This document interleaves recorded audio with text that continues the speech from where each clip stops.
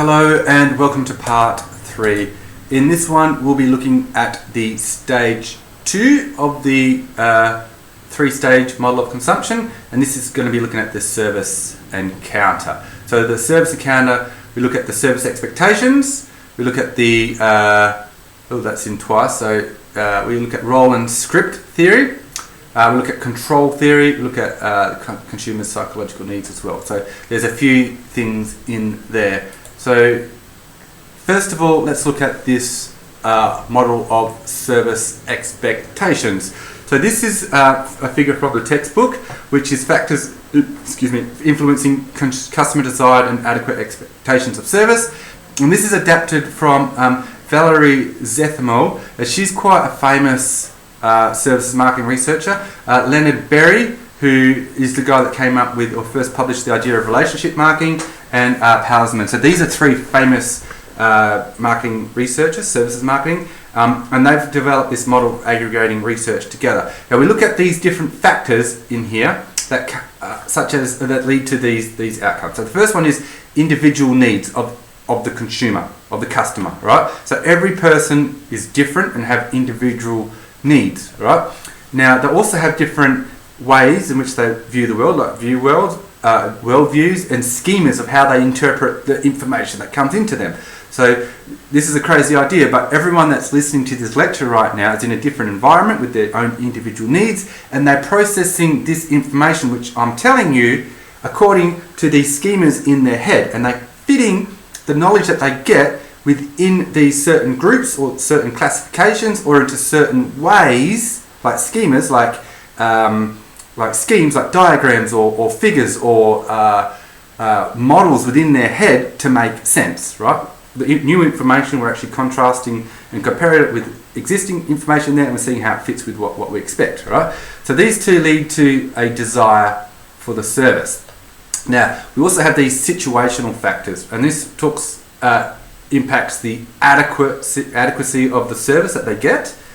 Now, these also, the desire for the service and the adequacy of this service are influenced by past experience with the brand, like with the service organisation that you're engaging with, word of mouth from what other people have told you, the service firm promises. It's really important for us as a service firm that we don't overpromise, because that's going to lift up people's expectations, and then also the experience with competing brands. So if you had a really bad service encounter with one brand, they're probably going to lower your expectations when you go to a new service organisation. You go, well, it was so bad with one business, so why would it be that much? I'm done with them, but is it going to be so much better with a new business? And when you get there, you find out that it is, and you go, yeah, this is actually pretty good. It's because your expectations been lowered by your experience with competing brands. And the same way, it could have the opposite way. You could be engaged with one organisation and had a really good experience with them, really positive. You think, well, this is normal, and then you leave them for whatever reason, and then you go to a new one, and then you kind of expect that same level at the minimum, but it's actually below that. So that also sets your expectations as well. Now, these things, so all these factors about your individual needs, belief about what's possible, and situational factors, and these ones here, they come together to the desired service, and which is what you want, and adequate, which is okay. But you get this area here, and here it's purple, but it's often called the grey area, the zone of tolerance. Okay, so if the service experience falls within this expectation, within this zone of tolerance, which is between the desired service and the adequate service, then you're going to be okay with it, right? You're going to be satisfied.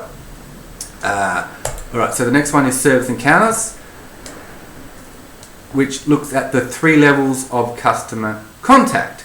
So in here we have high contact services and we have low contact services. So these emphasizes encounters with the physical service environment on this side, and these emphasize encounters with service personnel. So it kind of fits in this continuum that goes both ways in here. So which is an example of a service which is high in contact is a nursing home, and that's kind of in the middle. So we'll use haircut, right? So haircut is high in contact because you actually have to be at the hair salon, at the hairdresser, and they have to touch you. So there's actual physical contact there. You can't do your hair over, online or stuff like that. But it does. The haircut emphasises encounters with service personnel, right? Because the way that the hairdresser deals with you and their customer service skills is going to have a big impact on the way you experience your satisfaction, like your expectation of the service and your satisfaction with it.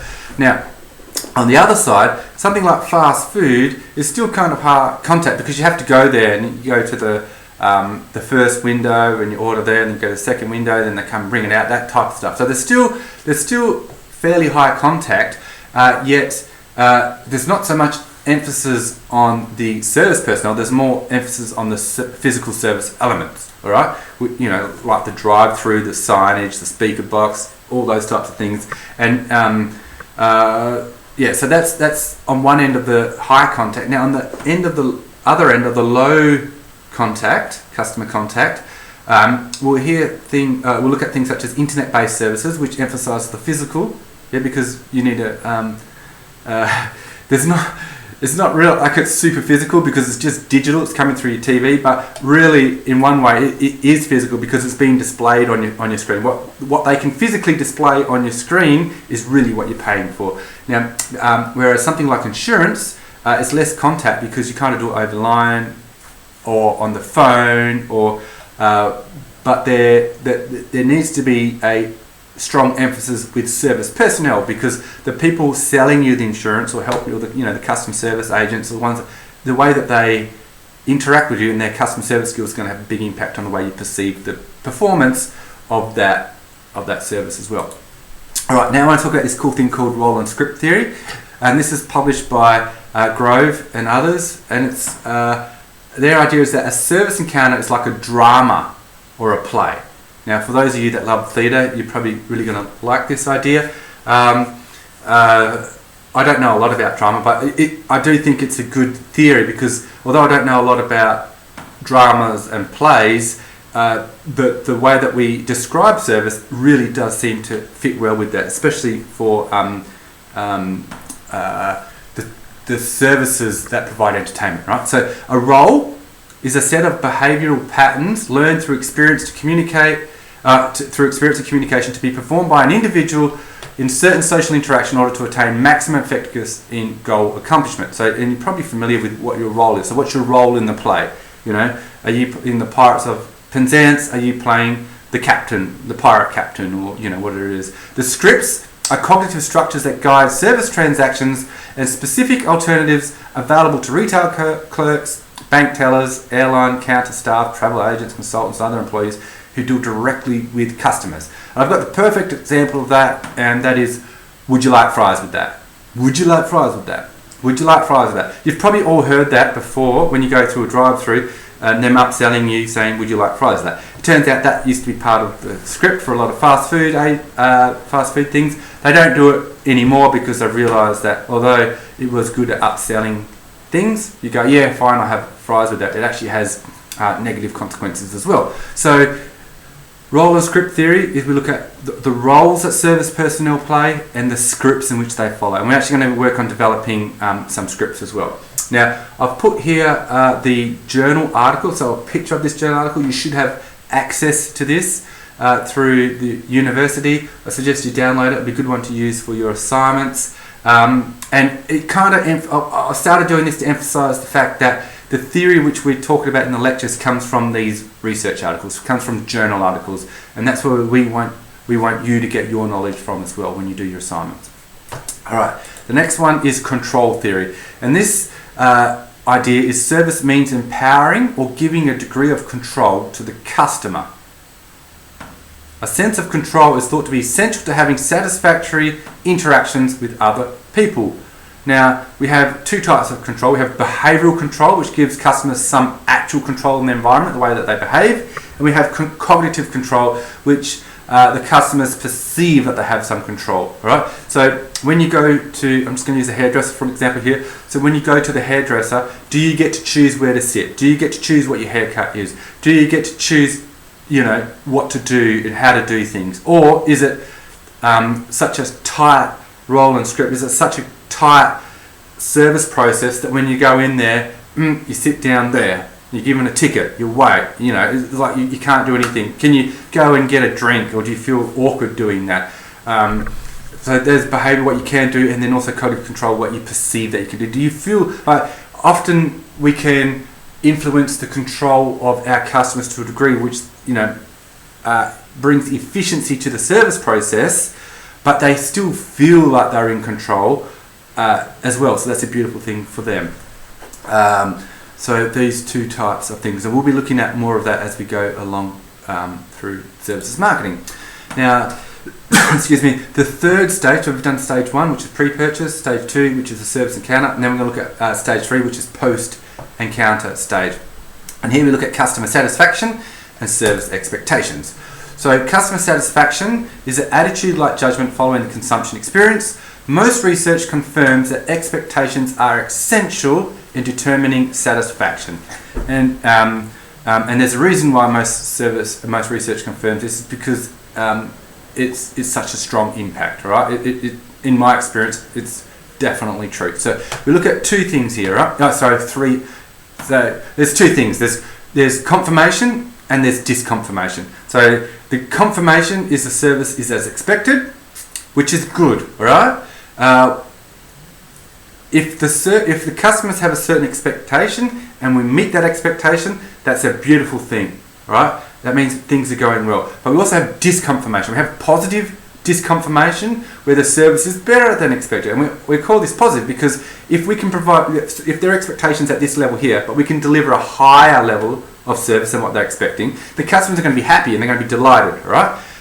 So we call that positive. Unfortunately, it's not very, we used to say it's our role to delight customers, and I think there's still even some research that some older research that says that. But what happens is if their expectation is there and then we delight them, so that's positive disconfirmation, then what happens? Their expectation is going to be increased. So then we have to delight them again, we have to increase our services again, and then it's going to go up more. Then we increase their services, so their expectation is going to go up, and basically their expectation keeps increasing every time we have a positive disconfirmation. And it's impossible for us, or it's unsustainable for us to keep raising our level of service to the point where customers are always happy with it, because to increase our level of service also increases our costs, right? We're going to increase it till we get that sweet spot where, cool, customers are happy at that level of service and they're prepared to pay that. But once we go beyond that, they go, well, yeah, the service is really good, but it's so ridiculously expensive that it's not much point paying for that level of service, right? So positive disconfirmation sounds like a good thing, and it might be for the first or second, but usually means that your level of service isn't at the sweet spot yet. You need to increase your level of service to get the right one. Negative disconfirmation is when the service is worse than expected, and that's usually when we have service failure. So imagine you go to a restaurant and you order food, and the food comes out and the customers are like, whoa, this is disgusting, right? I just do not like this food, or the customer service is really bad, the waiter is rude. We have negative disconfirmation, so the service is worse than what they expected.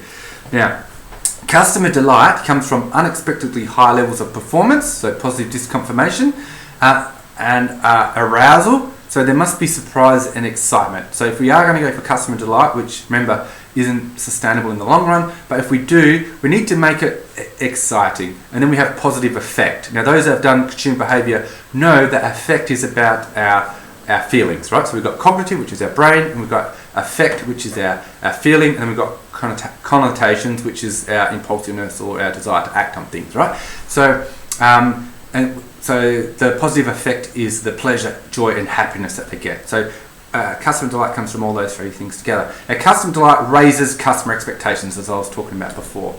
Now, this is the end of this week's lecture series. Thank you very much. I look forward to seeing you all in class.